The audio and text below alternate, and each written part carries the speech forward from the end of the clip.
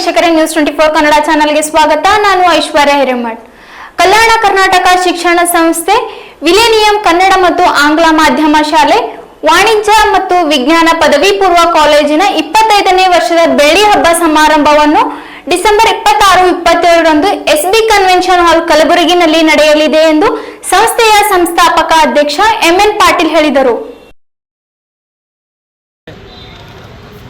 ನಾನು ಎಂಎನ್ ಪಾಟೀಲ್, ಕಲ್ಯಾಣ ಕರ್ನಾಟಕ ಶಿಕ್ಷಣ ಸಂಸ್ಥೆಯ ಸಂಸ್ಥಾಪಕ ಅಧ್ಯಕ್ಷ, ಹಾಗೂ ನನ್ನ ಜೊತೆಗಿರ್ತಕ್ಕಂಥವರು ಪ್ರೊಫೆಸರ್ KS ಮಾಲಿ ಪಾಟೀಲ್, ಗೌರವಾನ್ವಿತ ಸದಸ್ಯರು, ಹಿರಿಯ ಉಪಾಧ್ಯಕ್ಷರು, ಮತ್ತು ಗುರುಬಸಪ್ಪ ಪಾಟೀಲ್ರಿದ್ದಾರೆ, ನಮ್ಮ ಖಜಾಂಚಿಯಾದಂಥ ಡಾಕ್ಟರ್ ಶರಣಗೌಡ ಪಾಟೀಲ್ರಿದ್ದಾರೆ, ಡಾಕ್ಟರ್ ಸಂಗಮೇಶ್ ಹಿರೇಮಠ ಇದ್ದಾರೆ ಸದಸ್ಯರು.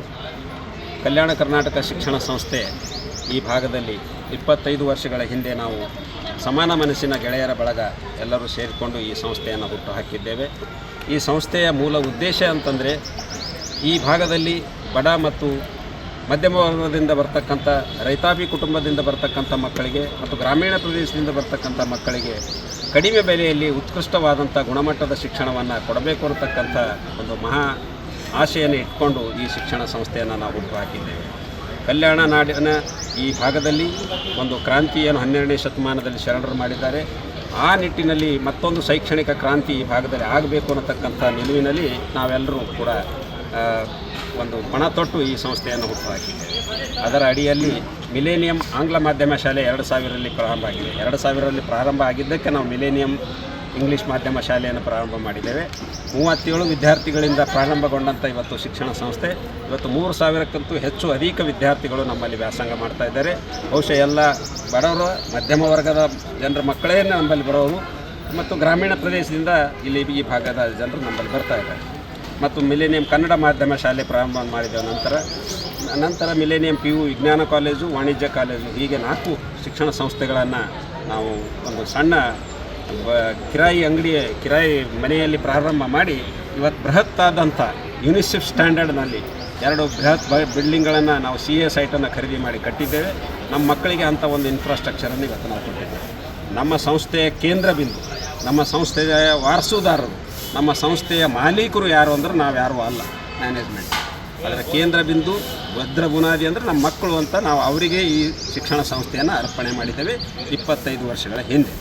ಇದು ಲಾಭರಹಿತವಾದಂಥ, ಸ್ವಜನ ಪಕ್ಷಪಾತ ರಹಿತವಾದಂಥ, ಭ್ರಷ್ಟಾಚಾರ ರಹಿತವಾದಂಥ ಶಿಕ್ಷಣ ಸಂಸ್ಥೆಯನ್ನು ಕಟ್ಟಬೇಕು ಅನ್ನತಕ್ಕಂಥ, ಯಾಕಂದರೆ ವ್ಯಾಪಾರೀಕರಣಗೊಂಡಂಥ ಶಿಕ್ಷಣ ವ್ಯವಸ್ಥೆಯಲ್ಲಿ ಬಡ ಮಕ್ಕಳಿಗೆ ಶಿಕ್ಷಣ ನಿಲ್ಲಬೇಕು, ಮಧ್ಯಮ ವರ್ಗದ ಮಕ್ಕಳಿಗೆ ಕಡಿಮೆ ಬೆಲೆಯಲ್ಲಿ ಉತ್ಕೃಷ್ಟವಾದಂಥ ಶಿಕ್ಷಣ ನಾವು ಕೊಡಬೇಕು. ಯಾಕಂದರೆ ನಮಗೂ ಸಹಿತ ಒಂದು ಶಿಕ್ಷಣ ಸಿಕ್ಕಿದೆ, ನಮಗೂ ಕೂಡ ದೇವರು ಅನ್ನ ಕೊಟ್ಟಿದ್ದಾನೆ, ಅದರ ವಿನಿಯೋಗ ಆಗಬೇಕು, ಉಪಯೋಗ ಆಗಬೇಕು ಅಂತ ಈ ಸಂಸ್ಥೆಯನ್ನು ಹುಟ್ಟುಹಾಕಿದ್ದೇವೆ.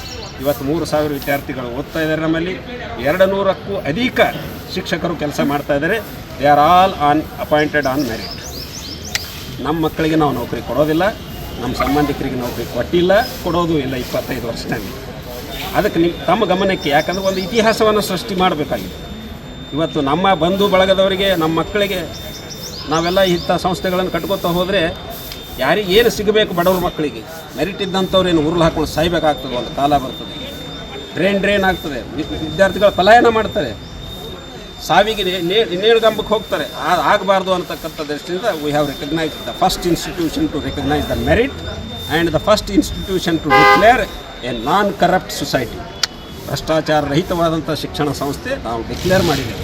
ಅದಕ್ಕಾಗಿಯೇ ಕಲ್ಯಾಣ ಕರ್ನಾಟಕ ಶಿಕ್ಷಣ ಸಂಸ್ಥೆ ಅಂತ ಹೇಳಿದ್ದೇವೆ.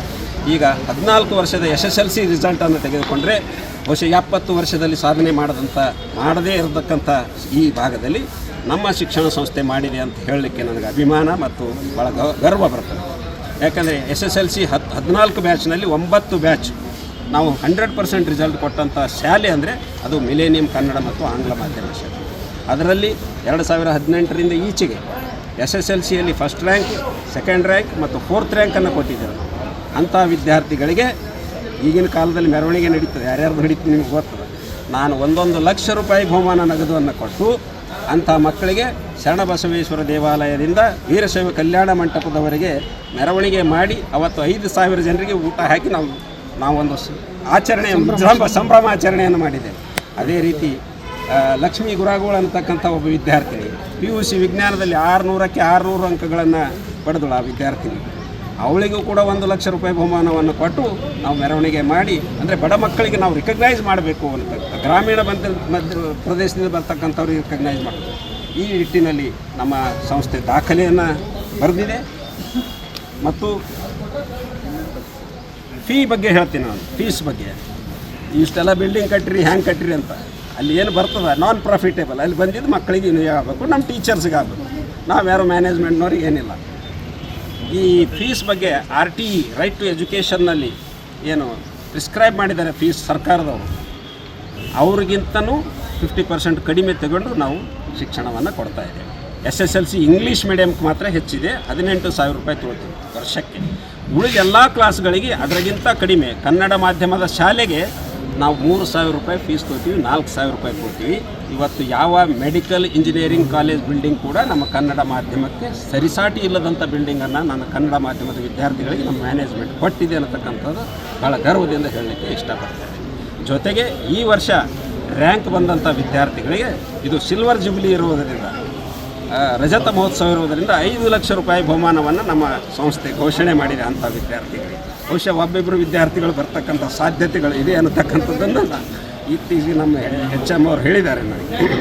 ಆ ನಿಟ್ಟಿನಲ್ಲಿ ಇಂಥ ಒಂದು ಸಂಸ್ಥೆಯ ದಾಖಲೆ ಆಗಬೇಕು ಇತಿಹಾಸದಲ್ಲಿ ಅನ್ನತಕ್ಕಂಥದ್ದನ್ನು ನಮ್ಮ ಇಚ್ಛೆ ಇದೆ. ಅದಕ್ಕಾಗಿ 26-27 ಡಿಸೆಂಬರ್ ಬೆಳ್ಳಿ ಹಬ್ಬದ ಉದ್ಘಾಟನೆಗೆ ನಮ್ಮ ಸಂಸ್ಥೆಗೆ ನಮ್ಮ ಶರಣಬಸವೇಶ್ವರ ಸಂಸ್ಥಾನದ ಹಿರಿಯರಾದಂಥ ಶ್ರೀಮತಿ ದಾಕ್ಷಾಯಿಣಿ ಅವ್ವಾಜಿಯವರು ಬರ್ತಾ ಇದ್ದಾರೆ ಮತ್ತು ಪ್ರಿಯಾಂಕಾ ಖರ್ಗೆ ಅವರು ಬಂದು ಇದರ ಉದ್ಘಾಟನೆಯನ್ನು ಮಾಡ್ತಾ ಇದ್ದಾರೆ, ಓಪನ್ ಮಾಡ್ತಾ ಇದ್ದಾರೆ. ಜೊತೆಗೆ ದರ್ಶನಾಪುರ ಅವರು, ಶರಣಬಸಪ್ಪ ದರ್ಶನಾಪುರ ಅವರು ಸ್ಮರಣ ಸಂಚಿಕೆಯನ್ನು ಬಿಡುಗಡೆ ಮಾಡ್ತಾ ಇದ್ದಾರೆ. ಅವತ್ತು ಹಿರಿಯರಾದಂಥ BR ಪಾಟೀಲ್ರು ಕೂಡ ಬರ್ತಾ ಇದ್ದಾರೆ, MY ಪಾಟೀಲ್ರು ಬರ್ತಾ ಇದ್ದಾರೆ, ಅಜಯ್ ಧರ್ಮಸಿಂಗ್ ಅವರು ಬರ್ತಾ ಇದ್ದಾರೆ, ಅಲ್ಲಂ ಪ್ರಭು ಪಾಟೀಲ್ರು, ಶ್ರೀಮತಿ ಖನಿಜಾ ಫಾತಿಮಾ ಅವರು, ಶ್ರೀ ತಿಪ್ಪಣ್ಣಪ್ಪ ಕಮಕ್ನೂರು MLC ಅವರು, ಜಗದೇವ್ ಗುತ್ತೇದಾರ್ ಎಲ್ಲರೂ ಕೂಡ ಭಾಳ ಸಂತೋಷದಿಂದ ನಾವು ಬಂದು ಪಾಲ್ಗೊಳ್ತೇವೆ ಅನ್ನತಕ್ಕಂಥ ಮಾತನ್ನು ಹೇಳ್ತಾರೆ.